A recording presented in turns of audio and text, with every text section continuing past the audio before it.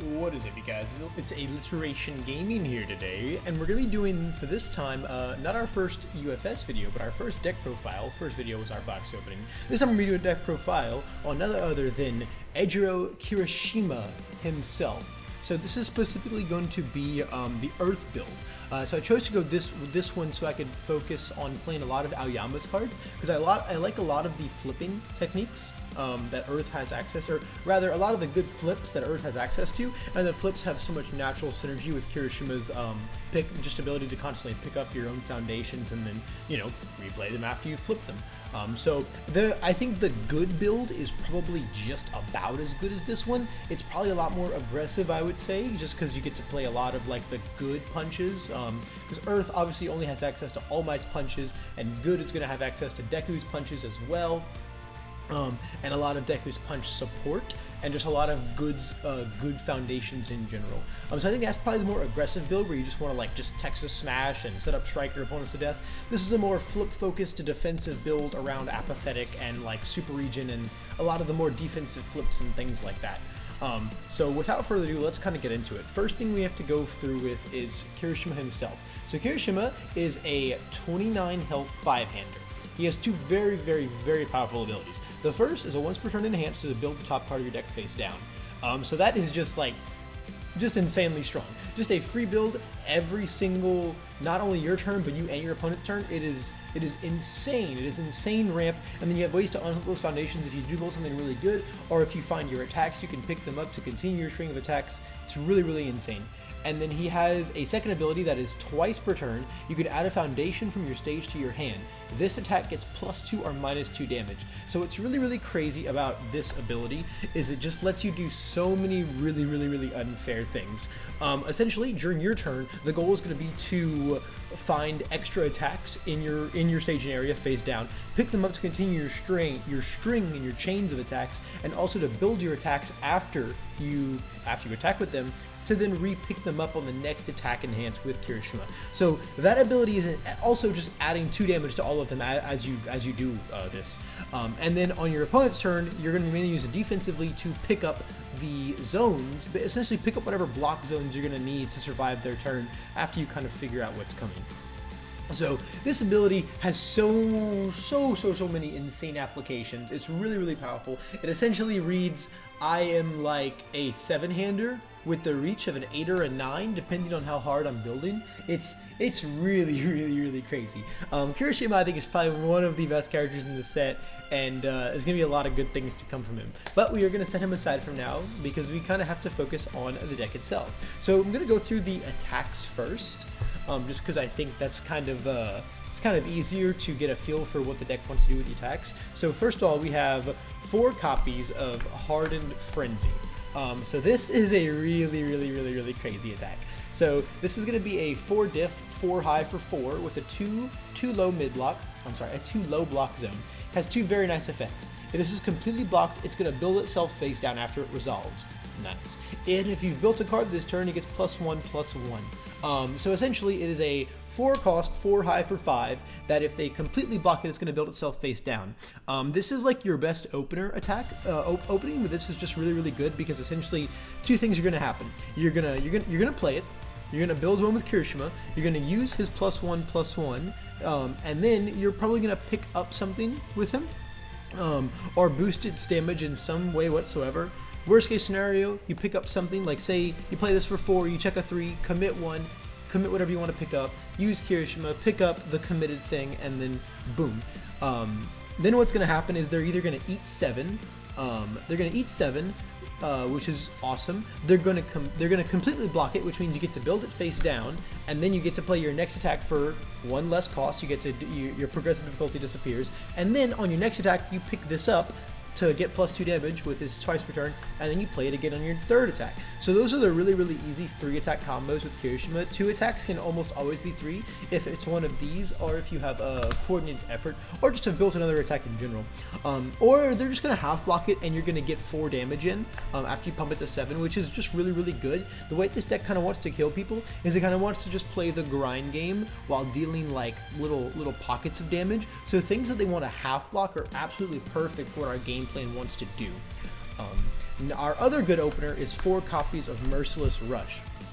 So I went back and forth with this card for a while, but ultimately I kind of just realized that it filled it patched up the little holes the deck was lacking. So I'll tell you right now, one of the most important things on this card is the block zone. It's a 1 low, and it is actually Earth's only 1 low, aside from one of the Aoyama attacks. Which I'll go over later, but I wouldn't really play the Aoyama attack over this. I still think this is better. So this is going to be a 5 difficulty, 4 high for 5, but it does say if your printed hand size is less than your rivals, it gets -1 difficulty. So it's actually a 4 cost almost all of the time, except for like the mirror match, basically. Or I guess if you're fighting Nomu's also a 5-hander. But even then, 5 for it is still like fine. It has EX2, which is nice because speed hate is probably one of this deck's biggest weaknesses. Earth does not have a lot of access to speed gain. Honestly, my hero in general doesn't have a lot of access to speed gain. So a little EX2 is nice. And then we have Enhance. If it's completely blocked, your rival destroys 1 foundation. So again, same thing. Like you're gonna open with this, pick something up, and then they're gonna eat 7. They're gonna half block it for 4, or they're gonna full block 7 and then destroy a foundation. So most likely they're gonna half block it. So once again, this plays really, really well into our game plan of where we kind of just want them to half block things here and there, everywhere, and just get really, really nice value out of our attacks. Kirishima can play attacks really efficiently. They're not going to be the biggest attacks in the world, but it's going to be a very, very efficient strain of attacks that doesn't put pressure on his foundations and really puts pressure on your life pool and your blocking capabilities. So the next attack is 3 copies of Harden Chop. So Harden Chop is another really, honestly, all of these attacks are really, really good. Harden Chop is a 5 diff, and it is a 4 low for 5. It has Enhance, destroy a face down foundation, build the top card of your deck face down, and then Enhance, if it's blocked, your rival discards a card. This first effect is kind of where our whole talk about chaining, making a really efficient chain or string of attacks comes in. So essentially what you want to do is open with one of these, and then you want this to be your second attack, because you want to get extra value out of that first effect. So destroy a face down foundation and then build the top face down. Ideally, you're destroying a committed foundation and then building a fresh one that's not committed. So you'll go play one of these, play this on a 6, then you check a 5, more, best case scenario, right? Or you check a 6, I guess. There are 6s in this deck. You check a 5, and then you commit one, and then you use the Enhance to pop that committed one, build a new one. So it just helps your string of attacks going, and then once again, if it's blocked, they discard 1 card. So they could be really afraid of what's happening next. Maybe their hand is really, really precious to them right now, and what's usually happen is they're just going to take it. And if you buff it, they'll probably half block it, or just take it, because it's just a lot more efficient to take it or half block it. So that is a really, really nice attack. And then another attack that performs very, very similar is 3 copies of Harden Jab. So Harden Jab is essentially just your budget Harden Chop, right? So it's only going to be a 4 diff, it's a 3 mid for 5, and it has 1 Enhance. Add a face down foundation from your stage to your hand, build the top face down. So what this essentially means is the same thing as Harden Chop. You're going to try to play this as your second attack, have to commit 1 or 2 to play it, and then you're going to add that committed one to your hand and build a new one face down. Again, you're going to add a committed one, build a fresh one in a ready state. So those are kind of like your extenders, right? So you kind of have your openers here, and then your extenders here, and that's kind of the game plan with your attacks. Also, we do really value this this 1 high block. It's very, very, very nice to have in those pinch situations where you don't find your it can't be fixed. But we'll get to that later. And then we have the big attack. So these are going to be our kind of like, not necessarily our finishers, but these are going to be our big plays that gain us a lot of advantage. So we have 3 copies of Hardened Pummel. So what Hardened Pummel is it is Kirishima's ultra rare. It's a 5 diff, 5 mid for 5, and it has an Enhance to discard a momentum. Build one from your hand face down and give it +5 damage. So big, big, big, big, big. And then Enhance, your rival cannot play action cards during this attack.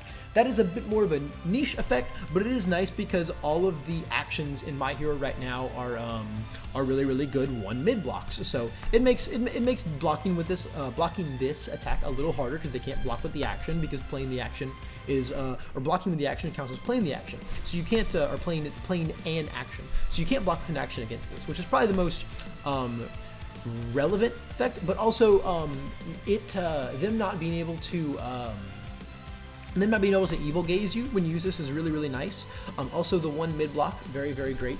So that's honestly kind of all there's to talk about. I mean, it is also technically an extender because it does build one as well. So you have three of your 6 attacks that build one, which is really, really nice. But this is only an extender once you have momentum. But again, that's also fine. It's mostly just there to take their. It's mostly there to get blocked, get built, and then just reuse. And then our last attack in the deck is a very spicy 3 copies of Naval Laser Beam. So this is like one of the last cards. So I was really, really hunting for this last attack slot for a long time. For a long time, it was Texas Smashes. But I didn't feel the Texas Smash had enough synergy with the deck as a whole because we don't really play the good punch cards because we're the Earth build with the good build. Also, this is like the best opener in the deck, and it's a kick, not a punch, so that combo and hits didn't get off really often. I also tried Relentless Barrages, the Nomu Ultra Rare, which is really, really good. I honestly think you could make the argument for either. I just felt like the Relentless Barrage being able to pick itself up wasn't as important because even though I'm a 5-hander, Kirishima can constantly pick up his own stuff and have the right blocks and have more attacks. So I didn't feel it was too relevant, but I also think this could still very well be Relentless Barrage. Should be a player preference thing. But I love, the second I started using the Naval Laser Beam, I fell in love with the Naval Laser Beam. So what is the Naval Laser Beam? It is a 5-diff 3 mid for 6 with Breaker 2. Oh, also our Harden Chop has Breaker 1, so that's pretty nice. But this is our main break right here, a big old fat Breaker 2. First enhance, discard a momentum, and unflip 2 foundations. This effect right here is straight up cocaine. There are so many good flips in this deck. Unflipping 2 is insane. You'll really see the true value of this effect once we go into the foundations, but oh my god, unflip 2 is nuts. And then if you really need to beef it up some more, you can flip a foundation to get 2 speed and flip a foundation to get 2 damage. Most of the time I unflip 2 really strong foundations, and then I'll flip 1 useless one for the 2 speed, and make it a 5 mid for 6, and then I might pick up with Kirishima to make it a 5 mid for 8.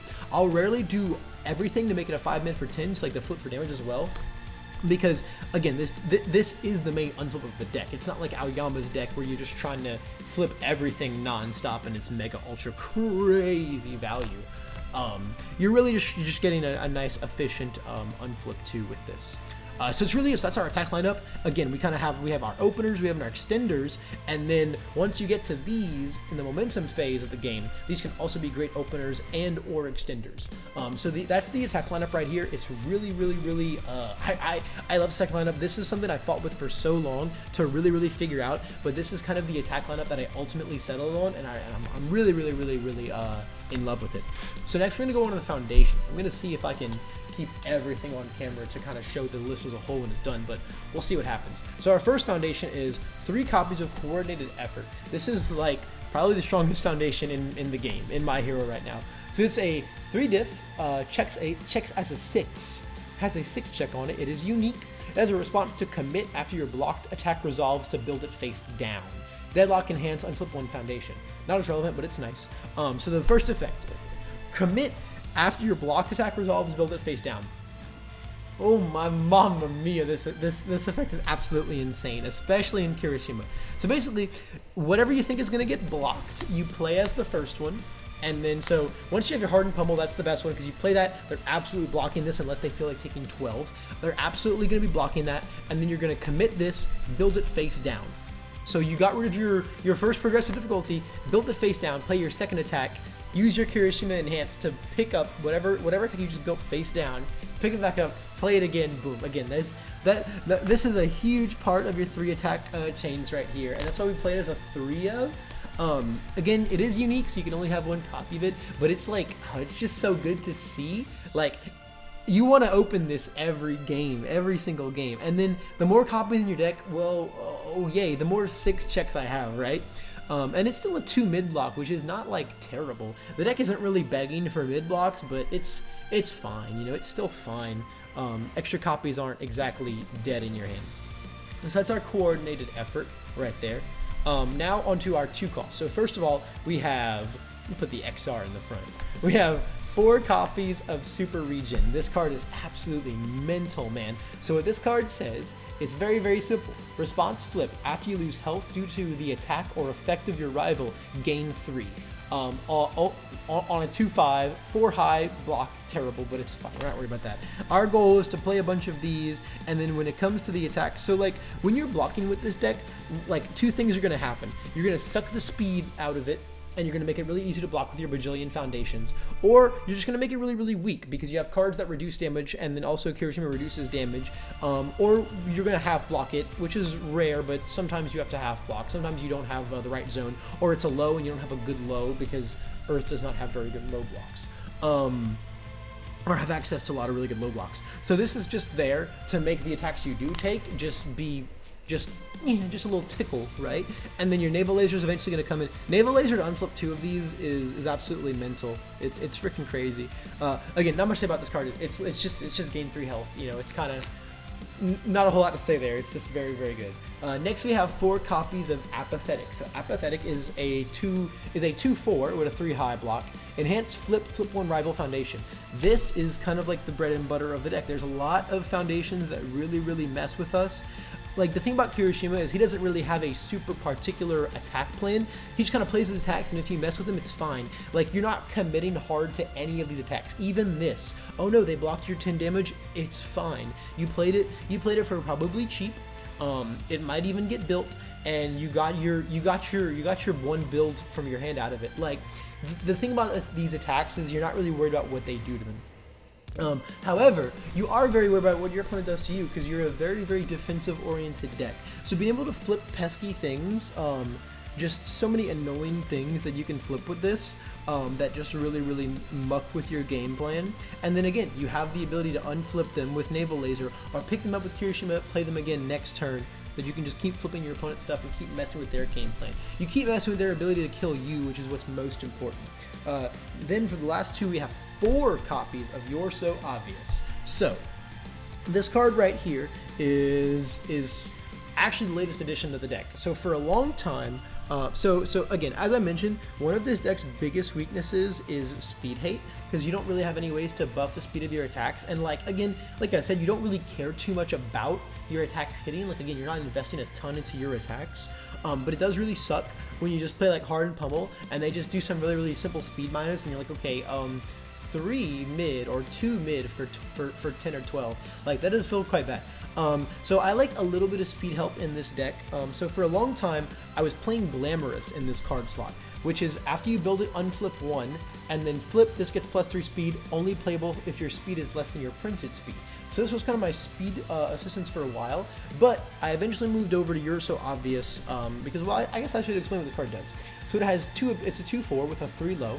It has 2 enhances. The first enhance is to destroy itself to return an attack to its printed speed if it's a punch +2 damage. And then the second is to return attack to its printed damage if it's a punch +2 speed.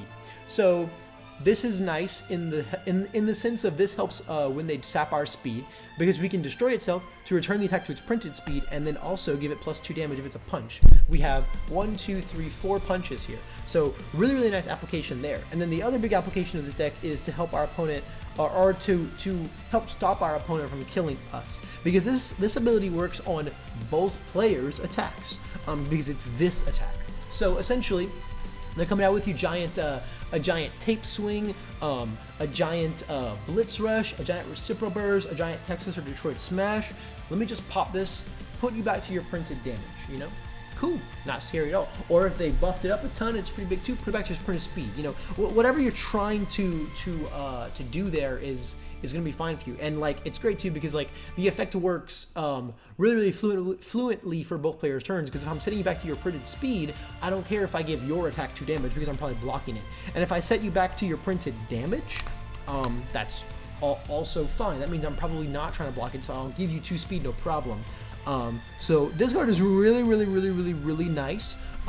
If I were to actually cut any cards from this deck, because I believe this is a 55 card deck right now, I would maybe make this a 2 or a 3 of inside the rest. But I feel like in my hero format, there's almost every deck has a big attack coming at you. So 4 of these in the main is really fine. I also just, whatever my card that helps me fight against speed hate, I want to be seen at a 4 of. So I don't mind this at a 4 of. So those are the 2 ofs, and then now we'll go to our 1 ofs. We have 4 copies of Manly Passionate Guy. This is an absolutely insane card. This is our 1/5, response to flip. After you block with a foundation, build it face up. This is crazy because, so as you can see, none of these are very good blocks. 4 high, 3 low. Not great. Not going to be doing that very often. So this is, we do have a lot of really good ones and zeros that this is going to build, and that's what we block with the most because of the way this deck functions. So this effect is just really strong. And then again, we can unflip it with Naval Laser or pick it up with Kirishima to do it all again next turn. For the next 1 cost, we have 4 copies of Shock Absorption. This is a very strong card. 1/5, again, an enhance to destroy. Give an attack -2 speed, playable while committed. This is really good. For one, this helps us. One thing that's really cool about this deck is it dances around deadlock beautifully because you can constantly pick up your own foundations for minus damage. So you can pretty much have 10 on board all times and always be refreshing them. This destroying itself also really helps with that. But this is just great. Again, this just really helps us decide, oh, is this one we're gonna block or one we're gonna take? So here's how I'm gonna sap the heck out of the speed. So it's really good. I love just like aggroing out on my turn and then committing a bunch of these, and then my opponent's turn comes around. It's like, well, I've got like 3 or 4 foundations left ready. How am I going to block? I'm going to pop a couple of these and make your attack super easy to block. And then for the rest, I'm going to stop the damage of really easy. So what's our other way of stopping the damage? Well, that actually comes in the form of our last 1 cost, which is Resistance. This is our 1/5, 3 mid block. It has Breaker 1, which is kind of nice if you ever do have to block with it. And it has a enhanced commit. Your rival's next attack gets -2 damage. So this is really nice. And it also has a response to flip itself after they play a stun ability, cancel that stun ability. So just straight up cancel. Really nice.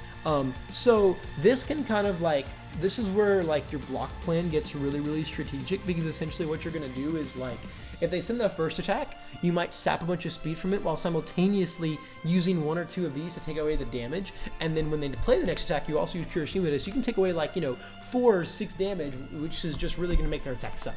So this is really nice. It's kind of where you kind of have to like know, you kind of have to really know what your opponent's going to come at you with. I mean, you're a defensive deck, obviously. It takes a lot of skill as far as, knowing what your opponent's going to throw at you so you can block it. But that's kind of where the plays in this deck come in, where you can really kind of coordinate what your opponent's going to swing at you, and if you know, you can really plan ahead accordingly, especially with picking up the right blocks. And the blocking potential in this deck is insane as long as you do it perfectly and know what's coming at you. It's really good. So matchup knowledge, super dependent, super important in this deck.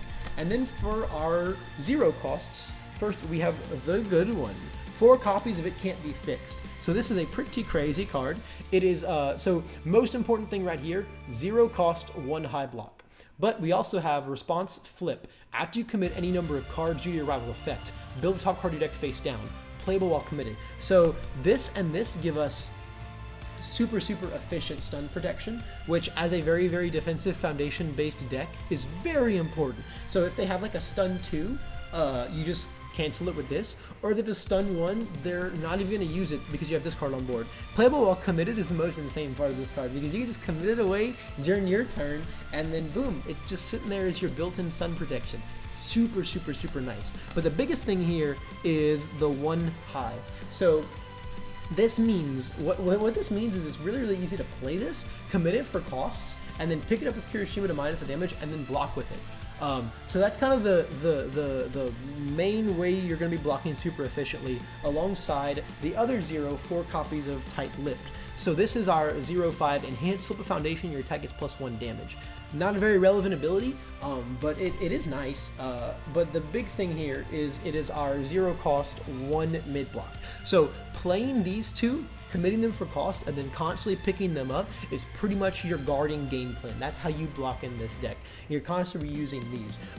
It's nice to split while committed. Oftentimes you'll commit this, and then you'll flip it with this just for an extra damage, and then you're just going to pick this right back up to probably just, so if that's during your turn, it's really nice. So you just commit it to play your attacks, flip it for the extra damage, pick it back up, and then play it again and then just play it right back down, build it right back down at the end of the turn once you're done attacking. So you have a lot of just efficiency is this deck's main game plan. You have so much efficient use of your attacks and your foundations and your blocks that it's insane. So this is the full deck list, and then before I kind of send off, I want to go over a lot of the cards I was playing before. So I already talked about Glamorous, but You're So Obvious really just ended up coming in over it. Then the only card with Kirishima on it that I'm not playing is Harden. So this card is a 2/5 on a 2-high block. After you block with this card, their next attack gets -2 damage, and then you can commit it to give your attack 2 damage, or if it has hardened in its name, 3 damage instead.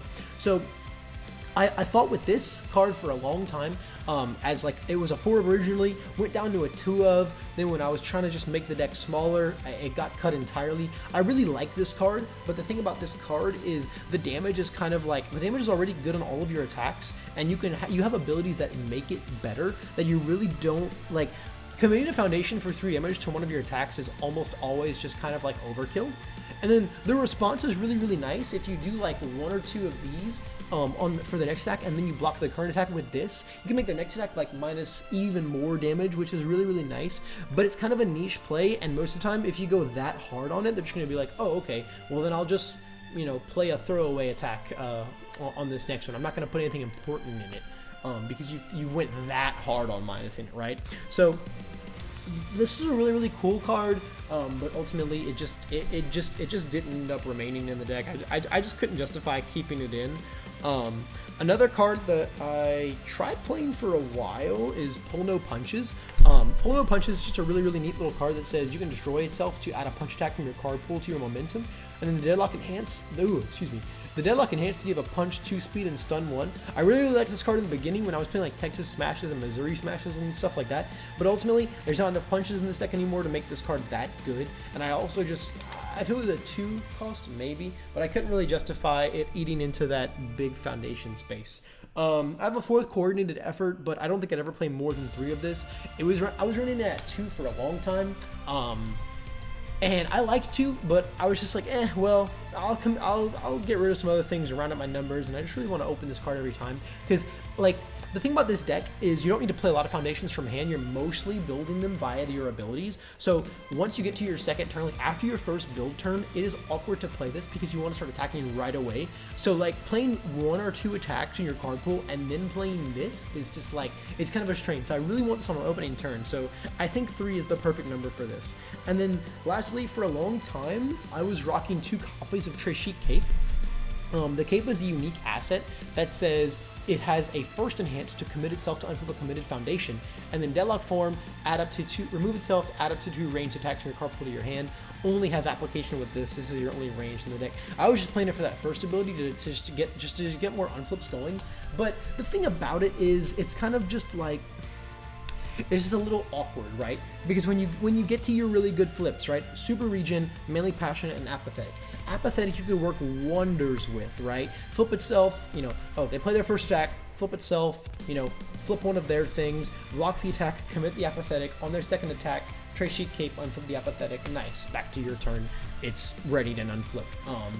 But with Regen and Mainly Passionate, it was kind of hard to do that, because if they like the Super Regen, the attack you take is kind of like, it's not always the first one, and if it's not the first one, then the thing about it, right, is that you take the attack, flip it, and then if you don't play another attack, you don't get to do this on your turn. So then it comes back to your turn, and you have to find a way to commit the Super Regen and then unflip it.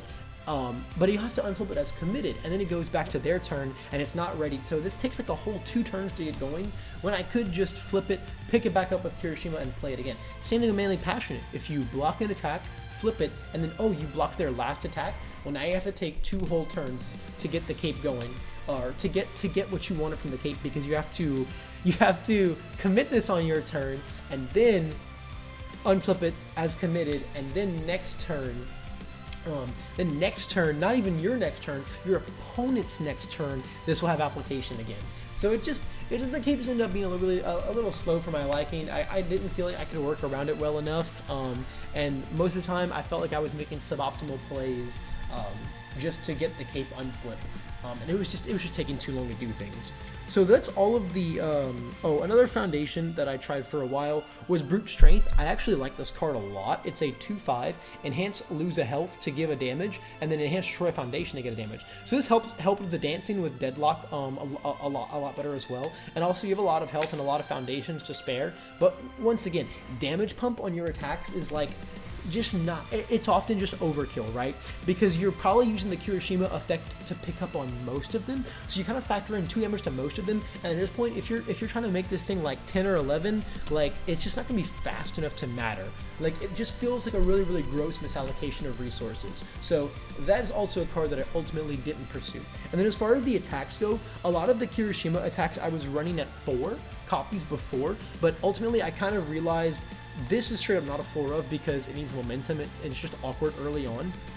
Then I really liked both of these at 4, but then I realized over time these are my extenders. You always want this to be the second or third attack. So like opening like 2 of these as to begin your attack string is kind of suboptimal. I really want to be seeing these or these once I have momentum to open more. So these ended up becoming 3 ofs, and then that's kind of the logic behind there. This is the other Aoyama attack I was talking about that you could play instead of Merciless Rush. It's a 4 cost, 4 high for 4, so almost the same as Merciless Rush with the 1 low block. And then the enhance is to flip a foundation. The next card you attempt to play this turn is -1 difficulty. And then after you play this card, your rival discards a momentum. I don't feel like there's enough momentum. There's no other momentum discarding in this deck because that's more of a death thing. We're under Earth primarily. It just happens to have Earth. To really make that discard worthwhile. And flipping a foundation to give 1 difficulty is like fine, but I think I just like this better, especially with the EX2 as well. I like the EX a lot when you're just not drawing these guys late game. You got to get that last hit in. The Merciless Rush can come in super fast and super clutch. And again, now that you can kind of see the deck as a whole, like looking at the block zones, these are actually our only good low blocks, or both of these attacks. So you can see why this being there is kind of a lot more important. Our only other low in the deck is these guys, but these are 3 diffs, which is just not optimal. So I really like having both of these to play for the low blocks, because this oftentimes will not get built because they're going to half block it, which, I mean, it's like what you want, right? But they're not going to let you build this most of the time. So I really just want this on hand, just to hold as just that nice little 1 block. And when it comes to the high blocks, like your high and your mids are fine. You're just looping these all the time. And then if you need backup mids, you have a 2 here, a 2 here, a 1 here. Like you have really, really good backup mids. A 2 here with breaker 1, very nice. And then you only have 1 really, really good other high, which is this. This is your other 1 high, but you're looping this most of the time that it's fine. And then sometimes if you need this, it'll come in clutch, right? So that's kind of the block coordination of the deck. And then as far as the attack zones in this deck are really, really well spread out. You have 3 mids, 2 highs, and 1 low, so like it's fine. There's not really any other stuff that you'd be wanting to play to sacrifice just to get those zones. So that's kind of all the logic behind all the zones there. And again, I talked about Texas Smash, just to go over what it does. It is a punch. It has a combo enhance with a punch to give this 4 damage, and then enhance discard a card, your next attack is 4 damage. Really, really, really, really strong card, but I can't really fit it in over these. I would I think, again, along with the Nomu Ultra Rare Relentless Barrage, I don't have one on hand to show you, but I explained what it did. I really think that Naval Laser could be any of those 3. I just think that this has the most efficiency for what I'm trying, the most synergy for what I'm trying to do with this build. But I do think that Texas Smash, especially because if you take out this for Smash, then you only have 1 non-punch. But again, there's those turns where this is your ideal opener, and you'll make your ideal opener, then you have to play something else, and then play Texas Smash, and then you're not going to get that 3rd effect value. So I find that this deck kind of struggles to take full advantage of the Texas Smash value, but I think it's still a very, very, very worthwhile card. I just kind of like this better. Also, again, I'm trying to be more defensive. I love that Breaker 2, baby. That Breaker 2 is nice. I was also playing the Missouri Smashes for a while. If this deals damage, build the next foundation face up. If a punch attack is dealt damage, just turn draw a card. Again, it has that same issue where if that's your opener, and they block it, this does nothing. The foundation build mid-battle phase is really, really nice, but I just wasn't able to take full advantage of the value there. And then as far as like your other, I kind of have a lot of like other Earth attacks, but I just really wouldn't play any of these over what I have now. They just don't gain as much value in this deck. I really think that this attack lineup is exactly what I want. I've tested out this last slot on the Texas Smash, the Naval Laser there, and the Relentless Barrage. I think I like this the best, but I think all of them are really, really, really good options. This is just my personal list. And I don't have a sideboard for this deck. I've been playing this game for like a little over a week. I don't know enough about the game yet to really, really side.